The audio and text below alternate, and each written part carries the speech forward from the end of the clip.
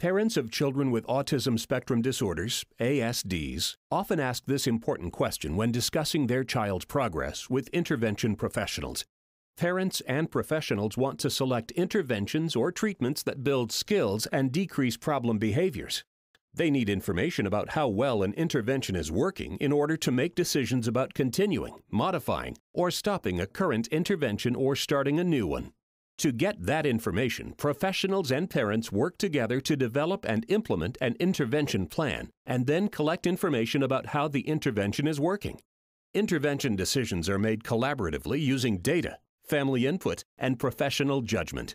This sample intervention plan was developed as part of a free publication by the Missouri Autism Guidelines Initiative, Autism Spectrum Disorders Guide to Evidence-Based Interventions.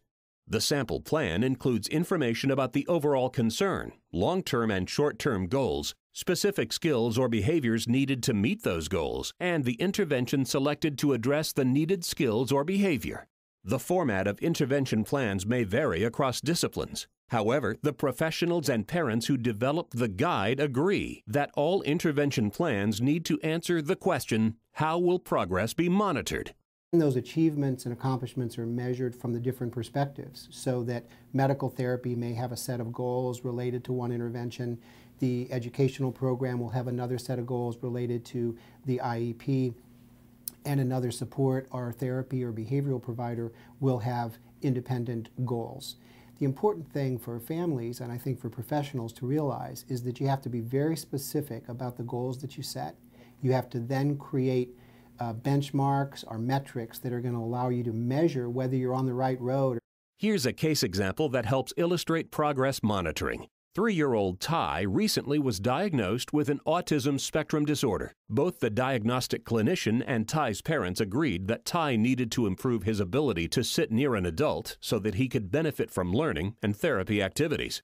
This information was discussed with the professional selected to provide intervention services for Ty and his family. Together, they established a starting point, or baseline, by recording the amount of time Ty remained seated across from the professional at a table in a number of different situations. The data showed that Ty remained near the professional for an average of 8 seconds.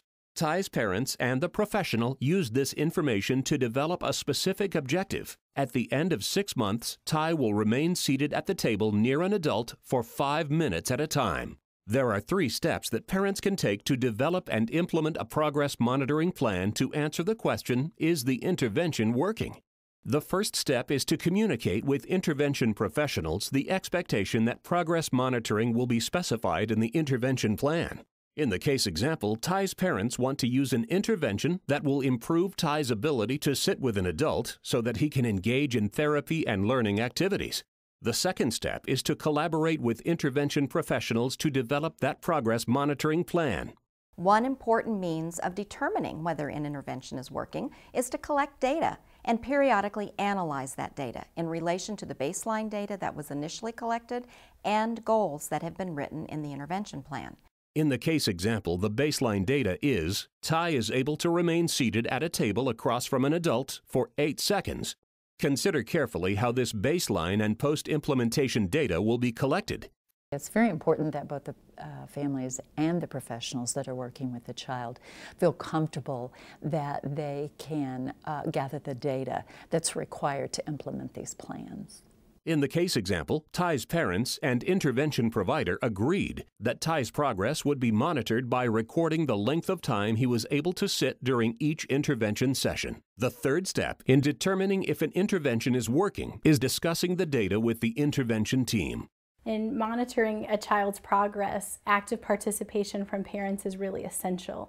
Parents can be prepared to discuss the information that's been collected about how the child is doing, any changes that have been observed since the intervention was implemented. And as part of that discussion, parents can ask questions. Another important part of progress monitoring is using professional judgment. So parents bring to the table expertise about their individual child. The professional brings to the table expertise about interventions and behavior change. It is important to use manageable techniques for collecting data. If procedures are too cumbersome, data may not be collected, or the quality or usefulness of the data may be compromised. There are lots of resources to assist you as you take steps to monitor your child's progress. The Guide to Evidence-Based Interventions is a good starting point. The guide, plus the initiative's other publications and instructional videos, are free and can be found online at autismguidelines.dmh.mo.gov.